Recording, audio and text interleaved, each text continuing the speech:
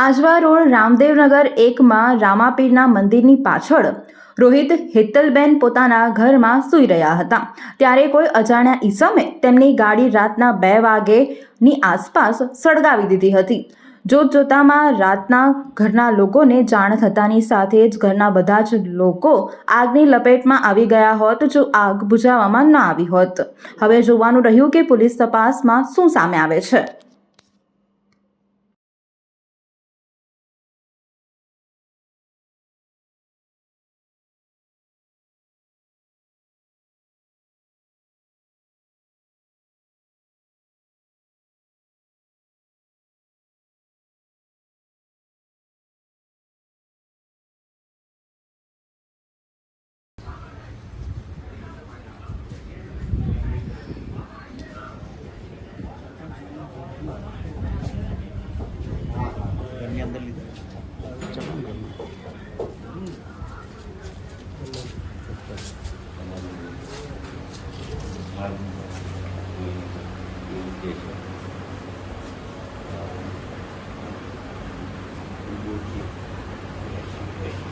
આજે શું અત્યારે આજવા રોડ રામદેવનગરમાં આપણે ઊભા છે।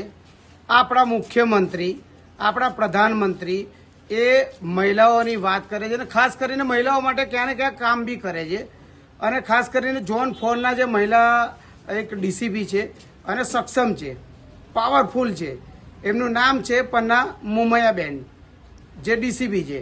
તો આ પણ એક મહિલા છે, તમે પણ એક મહિલા છો અને આ ગલીની અંદર કદાચ બીજા બધા ઘરનું તો મને નથી ખબર પણ આ ઘરમાં 3 મહિલા છે, એમાં એક મહિલાનું આમનું આ બેનનું લગ્ન થઈ ગયું છે એટલે પોતાના પિયરમાં અહીંયા આવ્યા હતા એટલે 3 મેમ્બર થયા।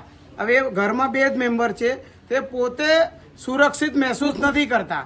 એનું મૂળ કારણ છે, આપ જોઈ શકો છો, આ ગાડી સળગાઈ દીધી છે, બરાબર છે। હવે સેવા અને સુરક્ષા, પોલીસનું સૂત્ર છે સેવા સાથે સાથે સુરક્ષા। રાતે 2 વાગે કોઈ મહિલા એકલી હોય તો ગુજરાતમાં કાયદો છે, એને ફોન કરીએ પોલીસના 100 નંબર પર કે ભાઈ મારે અહીંયાથી 10 કિલોમીટર બહાર જવું છે તો તેના માટે કાયદો છે। એ કાયદો અમુક લોકોને ખબર હોય છે, અમુક લોકોને નથી ખબર હોતી, પરંતુ આપણે વિડીયોના માધ્યમથી કહેવા માંગીએ છીએ કે બાપોદના પીઆઈ વહેલામાં વહેલી તકે આની તપાસ કરાવે। બાપોદના જે ડિસ્ટાફના જે 8-10 જણ લોકો હોય છે તેની તપાસ કરાવે। આજુબાજુ સીસીટીવી કેમેરા બી લાગેલા છે, કારણ કે આ બાબત ગંભીર છે। કદાચ આ ગાડી સળગાવી 2 વાગે આ બેન બહાર ના નીકળ્યા હોત અને ઘરની અંદર ઘુમરાવાના કારણે કાં તો આગ લાગી હોત અને મરી બી જાત, બનાવ મોટો બની જાત। તો વડોદરા શહેર માટે, સંસ્કારી નગરી માટે આ બાબત ગંભીર છે। એટલે વહેલામાં વહેલી તકે આરોપીની ધરપકડ થાય એટલે પરિવાર છે તે પોતે સુરક્ષિત મહેસૂસ કરે કે ભાઈ આરોપી પકડાઈ ગયો છે। અને એનો મકસદ શું હતો? પહેલાં તો ગાડી સળગાવી દેવાનો મકસદ હતો કે આગળ તેની તપાસ વહેલામાં વહેલી તકે પોલીસ કરે, એટલું અમે ખાલી આ વિડીયોના માધ્યમથી પીઆઈને કહેવા માંગીએ છીએ। જી બેન, શું બનાવ બન્યો છે અને શું થયું છે? ગઈકાલે રાત્રે હું સાંજે 8 વાગે મારી સસરીમાંથી મારા પિયરમાં આવી। રામદેવનગર 1 છે, 149 નંબર છે ઘરનો, અને રાત્રે અમે 10 વાગ્યાની આસપાસ અમે સૂઈ ગયા હતા। પછી અચાનકથી રાત્રે ઘરમાં ધુમાડા જેવું આવવા લાગ્યું એટલે મને એવું લાગ્યું કે કંઈક શોર્ટ સર્કિટ થયું છે। તો હું મતલબ પડદો હટાવીને જોયું તો મારી ગાડી બહાર સળગતી હતી। પછી હું પાછળના દરવાજેથી આગળ આવી, મારી ગાડી અડધી ઉપર આખી સળગી જ ગઈ હતી। પછી અમે લોકોએ પાણીને એવું છાંટ્યું અને પછી આજુબાજુવાળા બી બધા જાગીને આવી ગયા। બસ ખાલી પોલીસ મને થોડી મદદ કરે અને તપાસ હાથ ધરે એવી અમારી। પોલીસ બોલાવી હતી તમે? હા, રાત્રે પોલીસ બોલાવી હતી, 2:30 વાગે 3 વાગે જેવી પોલીસ આવી હતી। શું કીધું પોલીસે? એમણે અહીંયા આવ્યા, પછી ફોટો પાડ્યા અને પછી અમને એવું કહ્યું કે બાપત પોલીસ સ્ટેશન આવો અને ત્યાં આવીને તમે એક અરજી આપો। પછી અમે લોકો અહીંયાથી 3 જણ ગયા હતા, પછી ત્યાં અમે અરજી લખીને આપી। અરજી લખ્યા પછી અમને કીધું હતું કે કાલે અમે આવીશું, પણ આજે સવારથી અત્યાર સુધી કોઈ આવ્યું નથી। તમને શું લાગે છે, કોઈના પર શંકા છે તમને? ના, એવું તો કોઈ શંકા તો છે નહીં। ભરતભાઈ, આપ એક સામાજિક કાર્યકર છો, આ બાબત ગંભીર છે, અતિ ગંભીર કહેવાય આ બાબત। કેમ કે જ્યારે કોઈ વ્યક્તિના ઘરની બહાર આવી રીતે ગાડી સળગાઈ દે અને એ ગુમરાવાથી ઘરની અંદર ઘરના મેમ્બરને ખબર પડે અને રાતે 2 વાગે ઘરના મેમ્બર ઉઠે ત્યારે તમને એવું ખબર પડે કે મારી ગાડી કોઈ સળગાઈ દીધી છે, જો વધારે ટાઈમ થઈ જાય તો એવું લાગે છે કે ઘર માલિકને બી કંઈ નુકસાન થાય? 100%. અહીંયા અમે અત્યારે રામદેવનગર 1માં આજવા રોડ આગળ ઊભા છીએ.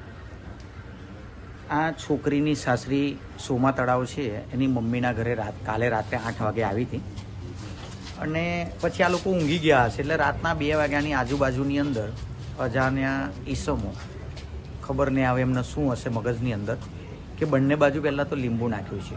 21મી સદીમાં એ લોકો જીવતા જ નથી. અને આ જે ગાડી છે એની કઈ દુશ્મની હશે, શું હશે, તો પોલીસનો તપાસનો વિષય છે, પકડાશે ત્યારે થશે. આખી ગાડીના આગ લગાવી દીધી છે. બંને બાજુ સીસીટીવી કેમેરા છે. એક કેમેરા તો અમે જાતે લઈ આવ્યા છે. રાત્રે પોલીસ બાપોદ પોલીસ સ્ટેશનથી આવી હતી અને એ લોકોએ અરજી લીધી છે. હજુ સુધી કોઈ પોલીસ આવી નથી.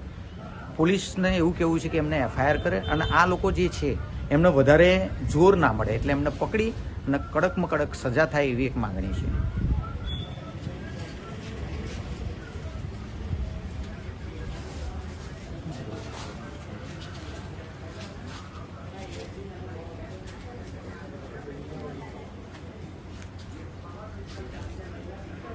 વડોદરાના સમાચાર જુઓ તથા આપણી ચેનલને સબસ્ક્રાઇબ કરો અથવા સંપર્ક કરો.